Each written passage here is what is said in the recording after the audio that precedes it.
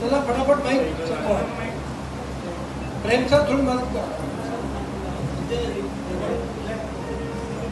कृपया.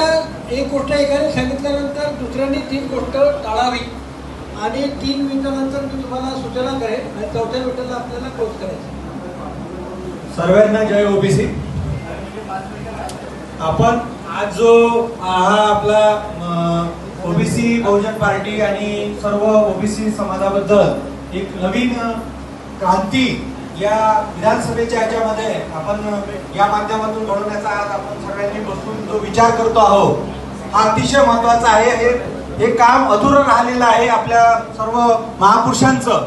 ते आपण आज त्याला आपण एक अंजाम देण्याचा प्रयत्नामध्ये आपण काम करतो आहोत. ही अतिशय आनंदाची गोष्ट आहे. हा दिवस एक सोनेरी अक्षरामध्ये लिहिला गेला पाहिजे की ज्यामधून आपण खरे त्या देशाचे राजे आहोत ते आपण वंचित आहोत आणि तो वंचित असलेला ओबीसी समाज हा आपला सर्वांना घेऊन आपण जे नवीन कार्य आपण करण्याचा आपण घाट घातलेला आहे तो अतिशय महत्वाचा आहे. आणि हे आपले मूळ मुद्दे आहेत.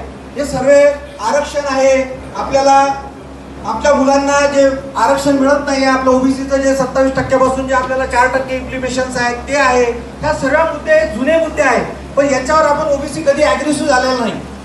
ओबीसी जर अग्रेसिव्ह झाला, तुम्ही एक बाबासाहेबांचं वाक्य होतं की आपण जर जागृत झालो तर हे लोक आपल्या बुटाची लेस सोडण्यामध्ये धन्यता मानतील.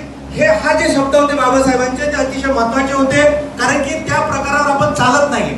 आपल्याला सर्व मार्ग दिलेले आहेत, सर्व आपल्या म्हणजे गोष्टी क्लिअर्स आहेत. फुलेशाह आंबेडकर जो विचारधारा ज्यांनी आत्मसात केलेली आहे त्याला या गोष्टी सर्व माहिती आहे.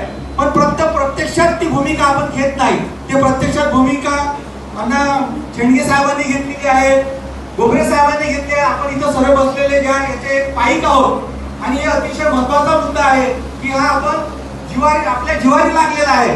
त्याच्यामुळे आपण प्रत्येकाचं असं समजा की आपलं एक घरचं जे काम आहे ते एक काम समजून आपण प्रत्येकाने केलं पाहिजे.